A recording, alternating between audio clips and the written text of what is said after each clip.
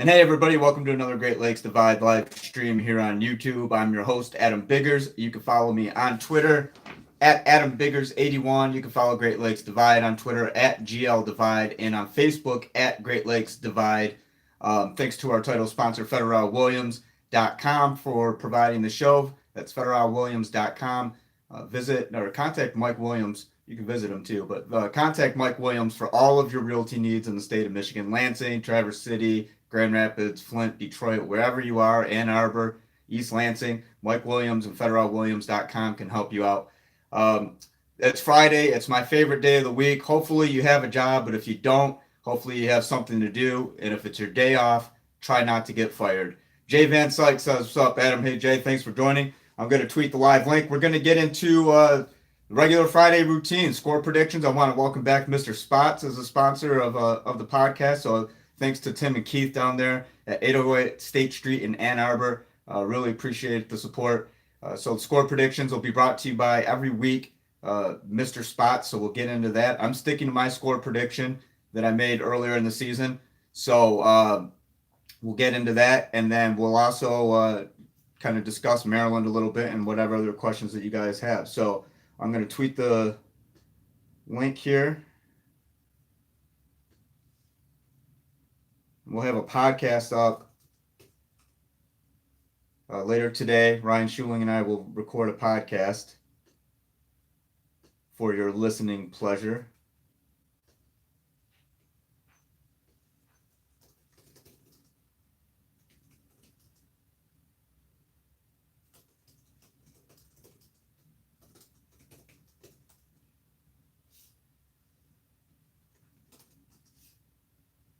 Give me 1 second while we tweet these.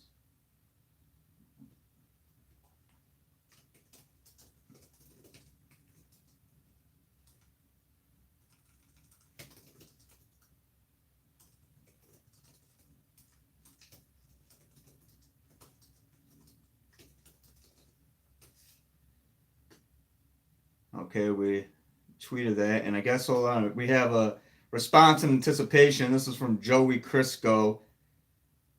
It says, "My God, come the hell on." I don't know what that means. I thought it was a response and that we'll have a podcast, and he was telling us to hurry. Oh no, this is in response to, is Michigan the best one-loss team? My God, come that. I've gotten a little bit of that, but really, if you look at the numbers, you can't say that Michigan isn't the best one-loss team. There's debate. I like Penn State eye test wise. But if you read the column, and if you don't think they are right now, I think maybe after reading this, you might change your mind, because there are several stats and a lot of analysis. I don't just say it to get clicks. I really dug into this because I was looking at who are the best one-loss teams, and we can go through it. I outline every ranked one-loss team. I outline their losses, their streaks, how they lost. Michigan lost at Notre Dame. It wasn't blown out by Notre Dame like Stanford was. Michigan doesn't have a bad loss. People want to talk about the Northwestern win like that was a bad win. That's not a bad win. They came from behind on the road. So if you want to debate that, I'm more than willing to debate that. I'm not going to change my stance. I do think if you look at the numbers, Michigan is the best one-loss team in college football. I do think, though, eye test-wise, because I still believe that Penn State and Ohio State are at this level and Michigan's trying to creep up to that. I do think that Penn State is the best one-loss team in the country. But stats-wise, number-wise, Michigan has the number one defense. Washington and Auburn are also good teams. Miami, Florida, but slightly higher-ranked offense. Their defense is nowhere near it. I mean, if you look at the one-loss teams, a lot of them don't have some of these supporting, not even just some, but a lot of the supporting statistics that Michigan has. So go into it before you give me the, oh, come the hell on, or whatever. And I've gotten some comments, Michigan's delusional fan base, and I'm not a Michigan fan. I'm not writing this from a fan standpoint. I'm writing this from looking at numbers. You can argue that Michigan is the best one-loss team in the country, and there's a very valid debate. And no other one-loss team in the country has been as explosive on offense either. I mean, I outline everything, so I dropped the link. Give it a read. Let me know what you think. Go here through the roll call. Jay Van Syke, AJ, Jeed says, finally can participate in one of these Friday sessions. The best, Jeeds. I love Fridays. Jay Van Syke says, looks like the weather will be less than favorable this Saturday. You going to revise your prediction? Yeah, it looks some rain. I mean, we'll get into the predictions in a second, but even in the beginning of the season, I said, unless it's an injury, but I looked at this Maryland game as very much a winnable game. Michigan's favored by 17.5. Last time I said, don't even think Michigan's going to cover the spread. Well, they won by 46 points against Minnesota. But Maryland's a better team, I think, than a lot of people are giving credit for. And we'll look at that. And it's a big weekend, too, in terms of West matchups. A lot of 3-1s. Minnesota, out there, I was looking at the schedule a little bit ago. Iowa, Minnesota, that's going to be a big game in the West. Nebraska and Wisconsin. I mean, Wisconsin can kind of, maintain pace. But Iowa, Minnesota, Wisconsin needs to beat Nebraska, which I think it will. But Iowa, Minnesota is going to be a big game in the West. And then we have Michigan State and Northwestern. Ryan Schuling will be there to cover that Saturday, and I'll be in Ann Arbor tomorrow for Michigan and Maryland. So big games coming up this weekend in the Big Ten. I do think Michigan, weather, whatever, I think Michigan still takes care of Maryland. I won't say easily, but we'll go out with the predictions. You guys want to start with the predictions, or I don't want to put the cart before the horse here. I feel like we should do the preview section first. At least let me rattle off some names of who to watch, and then we could go with the predictions. So Jeremy Turner says, "What's good, Adam? I just got in the chair for a haircut, and I have to catch us later." All right, Jeremy, I appreciate it. Yeah, you don't want to be looking at your phone and then move and you get your hair screwed up. That would not be good. So if you're still here, Jeremy, go ahead and throw out your score prediction. We'll let you go first. But he does say go blue. Chris Hock, hey Chris Hock, how you doing? Isaac Gogol says, I'm watching but can't play sound in the office. Need closed caption. Damn it. I'll try, Isaac. Put in some earbuds or something, man. Isaac is trying to watch from work, everybody. And he had an interesting conversation he brought up on Twitter because he's a big proponent of UCF. And Isaac, if you want to get into that at the end of the show, we can. Jeed says, I don't think we cover the spread this week. Chris Hawk says, Biggers is a Michigan fan. He just told me prior to going live that if I outed him, he'd just deny it. Chris, how am I supposed to reply to that? Because you just said if you outed me, you'd deny me. I am not a Michigan fan. Chris Hawk says 27-17 Michigan. And I fixed the tripod. Now I'm having focus issues again. So at first I was just leaning the phone because I broke my tripod. I fixed it. So the post-game video tomorrow from Maryland won't be me holding the phone and crouching down. It'll look somewhat put together.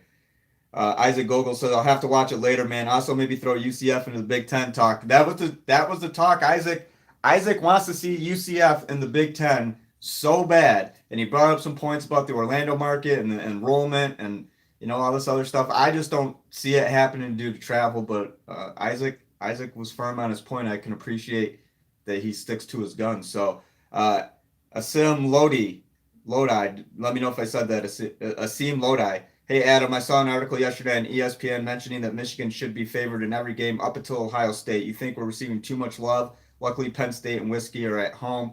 I wouldn't say, favored for every game throughout the season for the rest of the year. Yeah, I think that's a little bit of a stretch. I think Michigan State is going to be a tough game. I think Penn State's going to be a tough game. I mean, I picked Michigan to beat Penn State in the beginning of the year. Pick them to lose in East Lansing. I picked them to lose at Ohio State. I picked them to lose all three road games and finish 9-3. But like I've been saying, I mean, the ceiling's 10-2. Michigan has shown some things that lead me to believe it could be 10-2. And if it continues playing, I don't know why people are complaining about the Northwestern game. Like that was poor. Yeah, it was poor football in the first half, but it was also some of Northwestern's best football in the first half. So if you take in all these factors, take everything into account, a 17-point deficit on the road, I don't see a problem with Michigan's win. And then when I say is Michigan the best one-loss team in the country, I'll get the LOL. They almost lost to Northwestern, but they didn't. Almost doesn't count. They didn't lose. It's still a win. They don't have a bad loss. A lot of one-loss teams have a bad loss. Michigan State has a bad loss. Wisconsin has a bad loss. Texas has a bad loss. Maryland. Losing. I don't care. It's still Maryland. You're at home. That's a bad loss. Michigan doesn't have a bad loss. But people are like, well, it's got a bad win. Well, a win's not bad. So I'm not even going to hear that argument. Brian Phelps, how is Maryland's run defense? I'll get to that, Brian. I'm going to go through the roll call real quick, and then I have some stats, and there's Wes Weber. And I'm going to read off Wes Weber's stats. Isaac Gogol says UCF is not a fad. I didn't say they're a fad. Demario Vaughn says, word on the street is Maryland is a solid team. Demario, the word is right. Wes Weber says UCF is a fad. Okay, I didn't say it. Wes did. Okay, maybe Michigan will play UCF in a bowl game. That might be possible. Isaac Gogol said he followed you. Follow Wes because he provides all the stats. He saves me a bunch of time. I don't have to do any work. D. Cookster says, what's up, Adam? Hey, D. Cookster. Sean DeBoer says defense needs a better start this week. I agree. Chris Hawk says Maryland does not pass the ball. Therefore, defense has to stuff the run. If successful, it's going to be a good day. Maryland doesn't have a lot of margin. And for error, I'm assuming. Yeah, let's get into the stat stuff, guys, because there's 2 running backs, and there's only 4 guys in the Big Ten averaging better, that have a better yards per carry average than Karan Higdon, but they haven't carried the ball nearly as many times. And Maryland's duo has carried the ball like 77 times, or 67 times. Karan's carried the ball 76. So I'm looking right here. Ty Johnson, 40 carries for 300 yards, 7.5. He's coming off a huge game against Minnesota, and so is Anthony McFarland. They both rushed for more than 100 yards. Michigan hasn't allowed a 100-yard rusher all year. Maryland's going to have to rely on the run game. You're absolutely right. I don't see Michigan being gashed by the run game. The only time we've seen it gashed are the slash passing plays, little quick slants, little quick outside passes, short routes. That's the only thing I could see that Michigan's been burned at. The deep ball, like maybe twice, but we haven't seen the glaring issue. It's the slants that everybody's talking about. So Maryland does not run that type of offense. It can get spreadier, but I don't think Maryland has the personnel to run it at Michigan successfully. If Maryland has a 100-yard rusher, I'd be surprised. Maryland has 200-yard rushers. I mean, I don't know what to tell you. The Terrapins, I just don't see it. And yeah, Maryland is a better team than I think people are giving it credit for. And I said it too. But Michigan's defense is pretty good, and I think Michigan's a little bit better than what people are giving it credit for. They're downgrading the Wolverines after a road win, which I don't agree with. So, yeah, definitely Ty Johnson and Anthony McFarland are going to be the 2 guys to watch as far as rushing goes, as far as ground game goes. I'll get to highlight their quarterback real quick, and then I'll get to some defensive stats. Kasim Hill, not a horrible year, 55-yard completion percentage, or 55.26 completion percentage, only 1 pick, only 3 touchdowns, though, on the year, 516 yards. I mean, Maryland's definitely a rushing team, and I'll go back to the rushing. If you look at the production so far, touchdown-wise, 11 rushing touchdowns. Hold on, I got to do math here. 4, 7, 9, 10, 11. Yes, 11 rushing touchdowns on the year compared to 3 passing touchdowns on the year. So 14 total, 11 rushing. So, I mean, the math looks pretty simple. Stop Ty Johnson and Anthony McFarland and force Kasim Hill to try to do something. And that's really, I mean, I don't want to give it to you simple, like no effort into it, but I mean, you guys know how things go. I mean, we can analyze until analysis until paralysis. We could do all that, but I mean, I think the main thing here is Michigan has to stop the run, but Michigan has stopped the run this year. And I want to go right here. There are a couple things. Maryland does have an offense that can score, but again, it's predicated on the run. And points per game, Maryland averages 33.8, gives up 22.8, a difference of plus 11. Michigan averages 37.4, gives up 14.8, an average of plus 22.6. And again, these stats are coming courtesy of Wes Weber. And that's third. Michigan is third in the Big Ten in that respect, and Maryland is fifth. Third and fourth, respectively, Michigan and Maryland, and points per play. Michigan at 0.565 per play, and then 0.217 given up per play. So an average of 0.348. And again, these are fractions, but it tells a story. Valuable stats. Maryland 0.517 to 0.312 allowed, a difference of decimal 205. Whatever. Follow Wes Weber Jr. on Twitter. You can see all of these.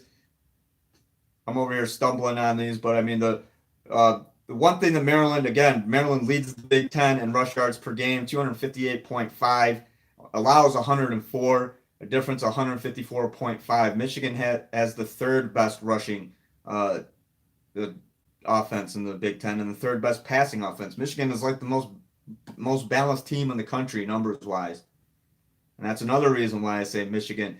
You got to give Michigan some respect as the best one-loss team in the country. You just do.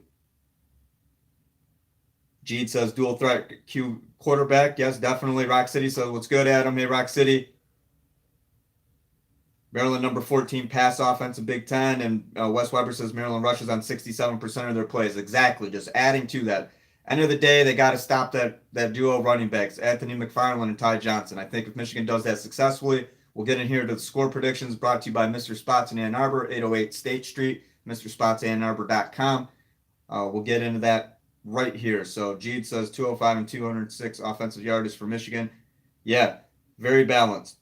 Cody, all right, any update on Solomon or Black? No updates, but other than Tariq Black will be seeing his doctor sometime. Packers and Lions play Sunday. Harbaugh said that Tariq Black would be seeing his doctor, and then they're going from there. So I imagine if we don't get an update after tomorrow's game, which I'll ask about, probably Monday or Tuesday.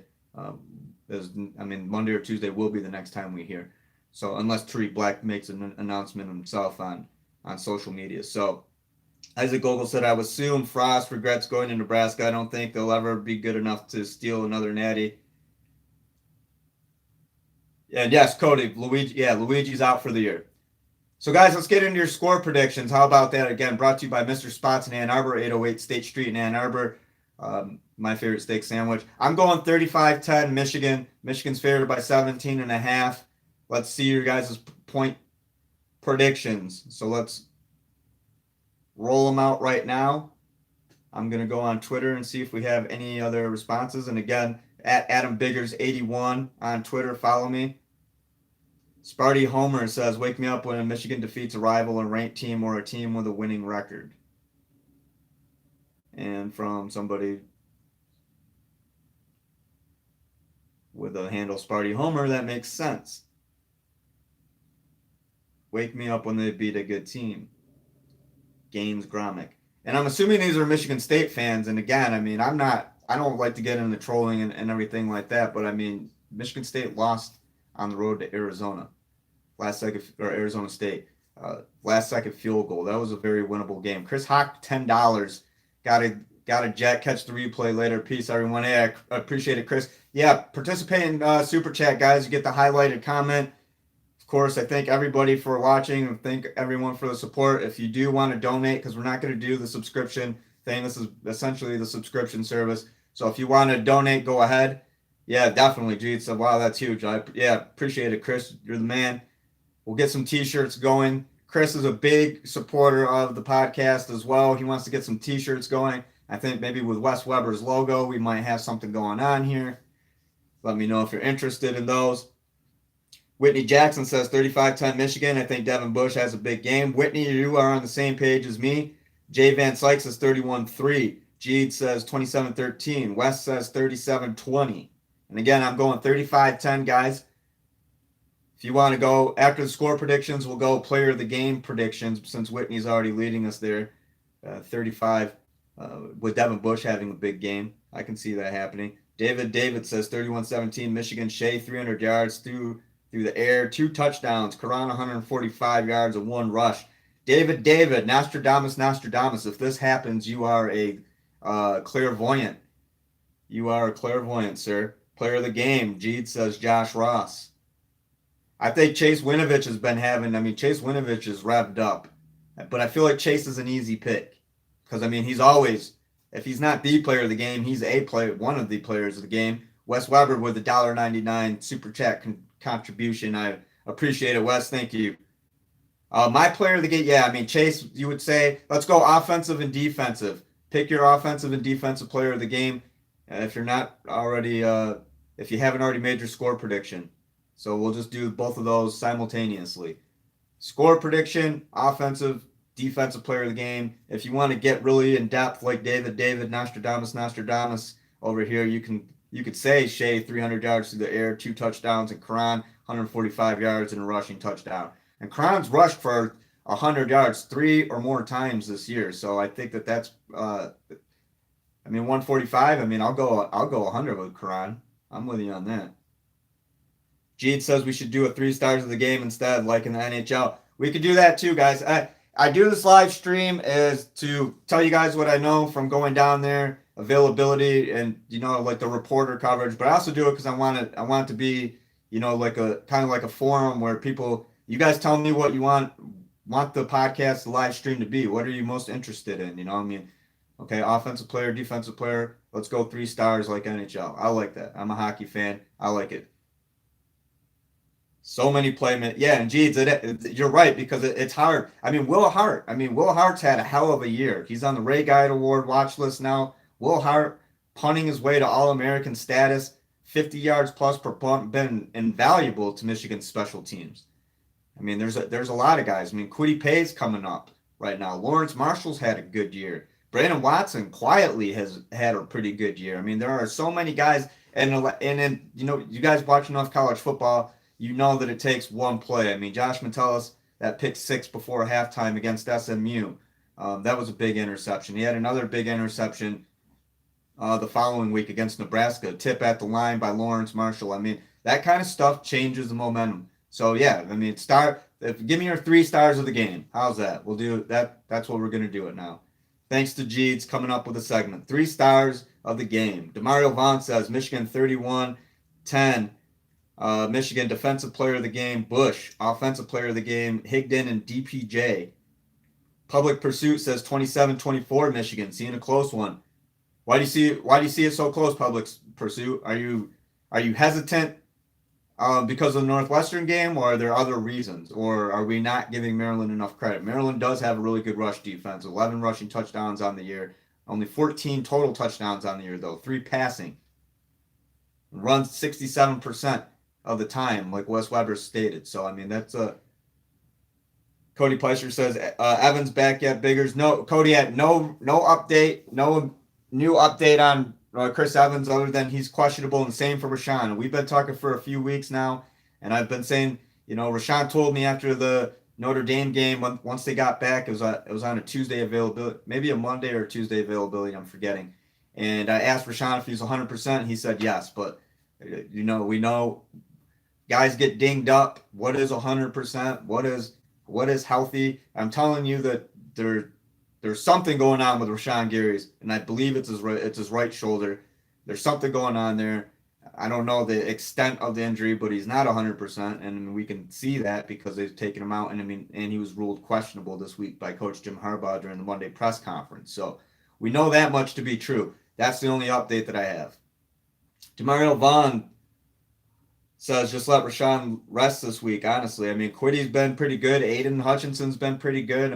They've seen the defensive line as a whole has been pretty good. We've seen Dwumfor get in there. I thought we'd see more Dwumfor. Honestly, I really did. But Brian Monet's had a decent year. He had a real good game against Northwestern. Jeed says Temple was the only team that had a guy go for more than 100 yards, but on a lot of carries, saying against Maryland. B Hill Fire says Maryland hasn't went up against a quality team. Just saw Nebraska was claimed to be good. Well, B Hill Fire, they played Texas, and Texas is a one-loss team. Texas isn't too bad. Matter of fact, while you bring that up, and again, guys, the article, I put the link, I'll drop the link in there again, but our Michigan, the best one-loss team in the country. Texas at 4-1, its only loss is 34-29 to Maryland, but it has the number 35 strength of schedule. And again, I take that into account too. Strength of schedule matters. When you lost, was it a bad loss? Here's the article. If you don't agree that Michigan is the best one-loss team in the country, you don't have to. I think that there are a lot of numbers that support it, but you have to talk about Michigan being at least in the conversation. Penn State, Michigan. But like I said, there's some numbers that sway in Michigan's favor. So, Jeed says Texas run game was non-existent. Aaron Wise says won't be winning through the air if it's pouring. Hopefully it's It's not a recap of last year's MSU game. Yeah, the monsoon. Yeah, Michigan can't throw the ball in those conditions. Definitely kind of question why they did that, why they don't. Larry Lage, a friend of mine of the Associated Press, he asked the question, why not go to Karan Higdon more? He was averaging 6.3 per carry that game. And I mean, and given the weather, and Larry and I still talk about that. That's something probably Michigan regrets not doing, whatever. It regrets not giving Karan the ball more in the second half, especially when he's averaging 6.3 yards per carry, and it was a torrential monsoon downpour. You don't want to throw the ball. It's like in I think it was '06 Michigan State Notre Dame. Michigan State had the lead, just had to throw the ball. Drew Stanton, for some reason, they decided to go through the air with Drew Stanton, and they end up losing to Notre Dame. And that was really heavy rain. I remember that game. Ben Peterson says best one-loss team right now is Penn State. Greg Ryan says he just made it. Hey, Greg, how you doing?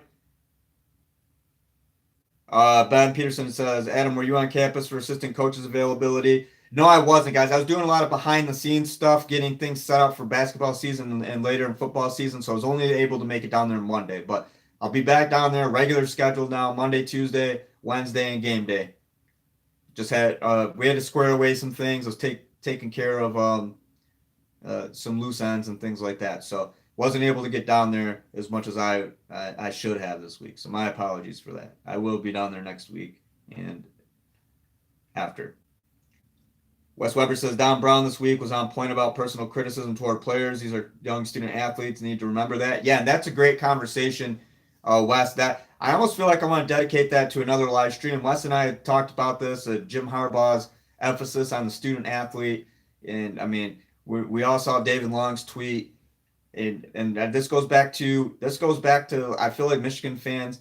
If I lived and died every week with Michigan football, I wouldn't make it past the week because it gets so high and so low. And I mean, the Don Brown made a great point too, Wes. I read the quote. It's like he wants people, and I'm paraphrasing here, come to him with the criticism, but it's almost like a compliment that they're nitpicking every single little tiny mistake, because he said for the most part they're doing exactly what they're told to do, and they're doing what they're coached to do. So I mean, when you have the number one ranked defense in the country, and there's a mistake, maybe it magnifies it. I mean, that comes with the territory, right? Now there's a target on your back. Now your defense is elevated back to this level, and it never really sunk very fast. I mean, 1 to number 3. I mean, Michigan has had an elite defense for 5 years, and it's gotten better with Don Brown.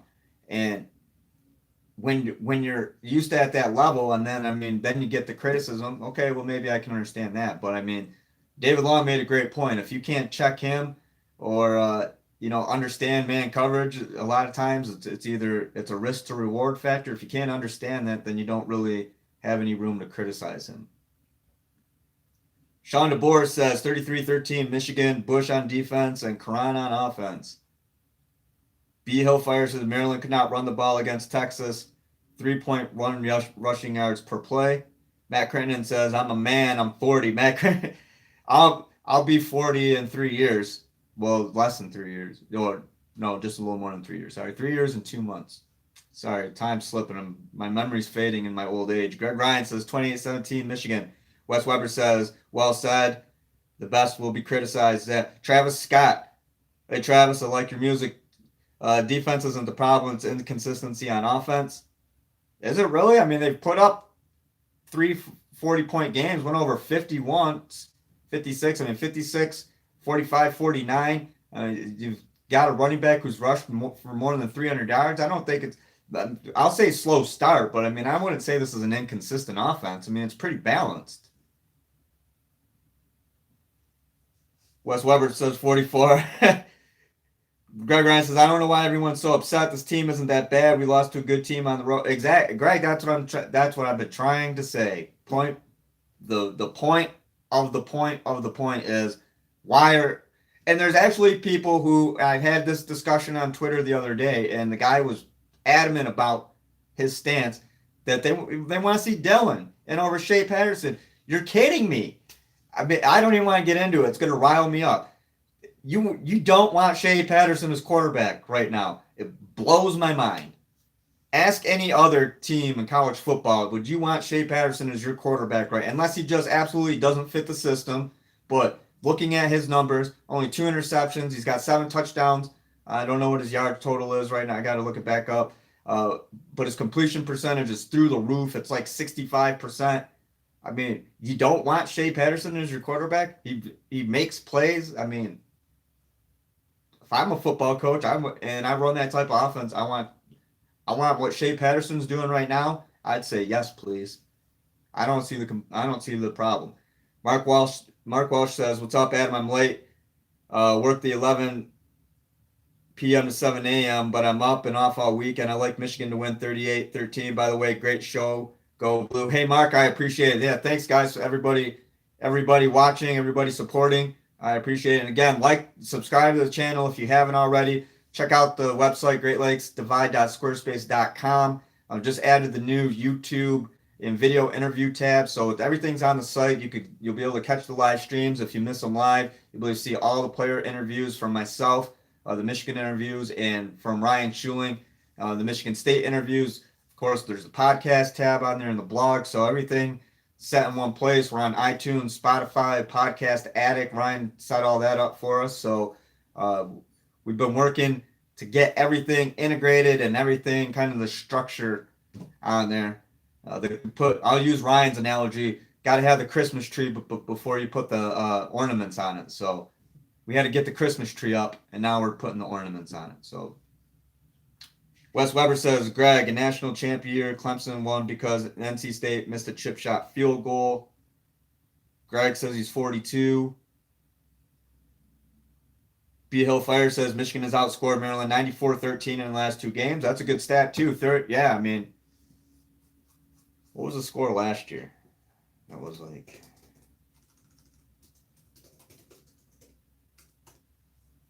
It was like, yeah, 35-10. That's what I thought. And I'm going 35-10 this year. And again, guys, follow me on Twitter at AdamBiggers81, Great Lakes Divide at GL Divide. Another topic I want to bring up real quick, Nolan Rucci. And you guys know I'm not a recruiting guru. You know, that's not my specialty. You guys know who those guys are. But every now and then I get a real good connection, and I get some great information. So Nolan Rucci last night, the family has let me know Nolan was offered last night by Ed Wardner. He called, offered him over the phone. And he's a 2021 offensive lineman, 6'8", 265 pounds. His older brother, Hayden, who's 6'5", 240, is a 2019 commit to Wisconsin. He's a tight end. Michigan State heavily recruited him. Michigan State has offered Nolan. So he's got Michigan and Michigan State offers. 247 lists Penn State as warm, indicating that's what he has. But I can tell you this.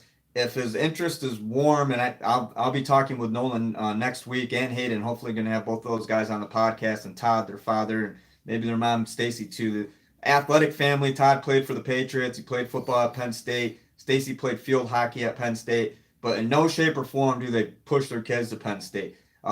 Hayden grew up a Penn State fan, and he ended up at Wisconsin. Wisconsin and Michigan State were his two top schools there at the end, and I ultimately going with Wisconsin. So just because they have Penn State parents doesn't mean that the Ruccis are going to lean toward Penn State. So, with Nolan Rucci, he's going to go where he wants to. We'll talk about that. I think that's, no pressure from the family. So, in terms of anything on Nolan Rucci and Michigan recruiting, I can now consider myself a foremost authority, an expert, if you will.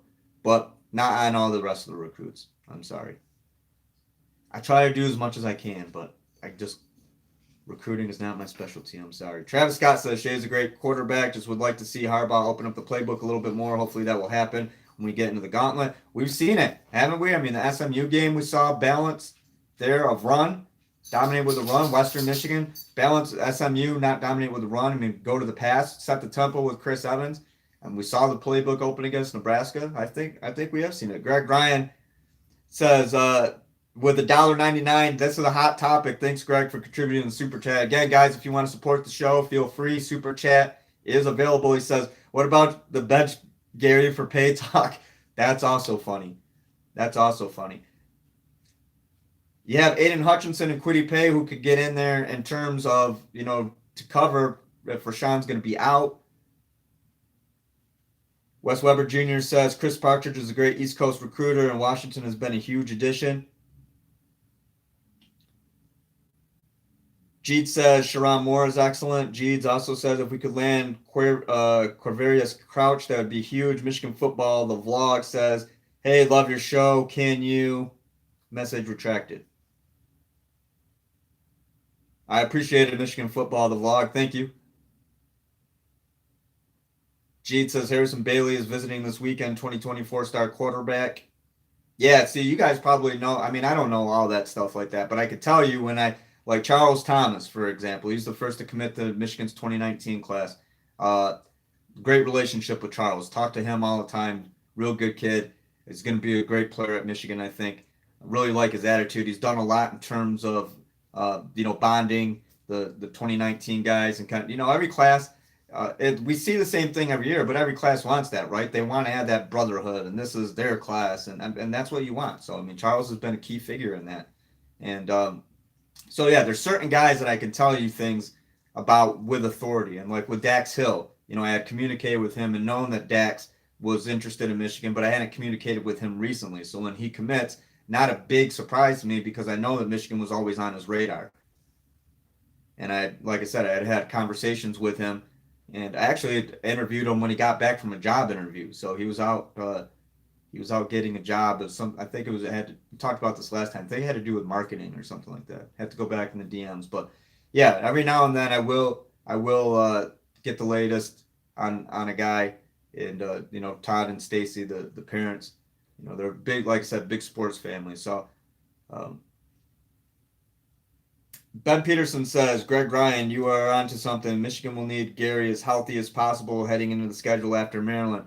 Is this conversation turning into Greg was kidding though, Ben, because this was earlier in the season that people were like bench. It was one of those. It's one of those crazy hot takes or whatever you want to call them. But for right now, if we can entertain that discussion right now, would it make sense to play Kwity and Aiden in there and let Rashan get some rest for this key stretch? I think so. Why not? Josh Uche can also. I mean, I know he's listed as a linebacker, but he's a pass rusher, and they could play him at defensive line. Play him at defensive end rather. Depends on the package. 3-4 and drop him as if he's a defensive end.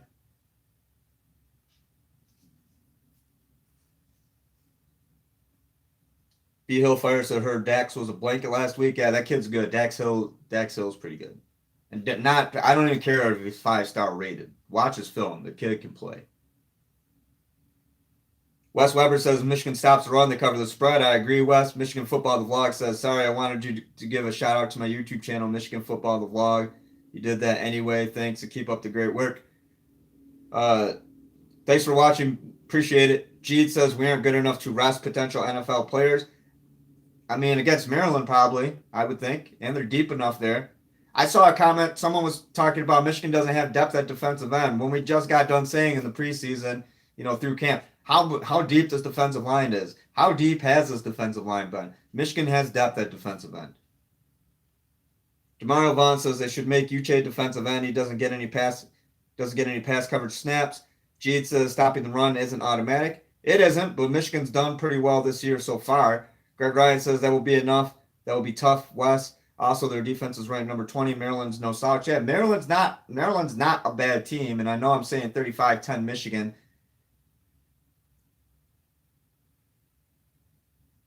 Jeed says Kwity and Hutch aren't every down players. No, they're not, but you can rotate them in. They can both of them can play the amount of snaps that Rashan would play, a healthy Rashan. But no, I agree. They're not yet every down players. Aiden Hutchinson will be probably next year. Aiden's gonna be a star. Look at the future. I don't want to go too far in advance here, but look at the future of this defensive line. There's already two guys that are going to be bona fide, and that's Aiden Hutchinson and Michael Dwumfor on the interior. I mean, those guys are going to be real good.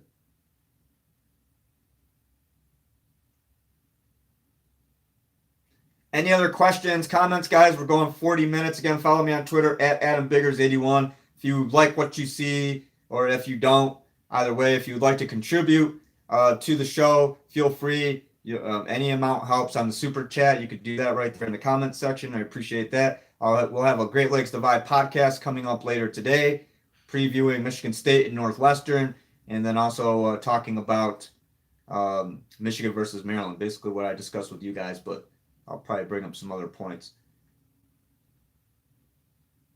And follow Great Lakes Divide on Twitter at GL Divide and at Great Lakes Divide on Facebook. Any other questions, comments? Yeah, Jeet says he's excited. Yeah, to see Luigi eventually. Yeah, and he's injured, but yeah, Luigi's going to be a guy also. I mean, Luigi, Kwity Paye, Michael Dwumfor, Aiden Hutchinson. That's a lot to look forward to. Jay Van Syke says, I think Cleek will have a huge game now that he actually gets to play an entire one for the first time in a while. B. Hillfire says, their offense is tailor-made for our defense. Their quarterback doesn't run ball much as you guys think. Yeah, and he's not fast. I mean, Kasim Hill is not fast. He's not Brandon Wimbush. You know, he's not a mobile. He's not Brian Lewerke. He's not. He's mobile. He's athletic, but he's not fast.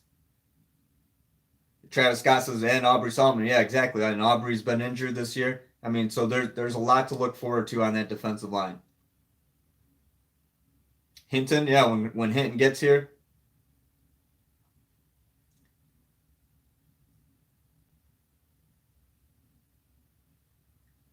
Any other questions, guys? We're going on 42 minutes. Again, I think we're going to wrap it up. It's a Friday. Has some things to do. I'll have post-game video of from the field, Michigan versus Maryland. Bring my umbrella just in case. Tripod's fixed, so you guys don't have to worry about anything there. And thanks to everybody for watching. Thanks for participating in the score prediction brought to you by Mr. Spots. And I want to thank our title sponsor, FederalWilliams.com. Contact Mike Williams for all of your realty needs, whether you're buying or selling in Michigan, Flint, Saginaw, Grand Rapids, Lansing area, Ann Arbor. It doesn't matter where you are. Every corner of the state, Mike Williams can help you out. Again, that's FederalWilliams.com. They hold the key, FederalWilliams.com. Brian Phelps says, later, Adam. Hey, Brian, thanks for watching. Ben Peterson says, well done, Adam. Enjoy the weekend. You guys, too. Final score of DJS says Michigan 28-17.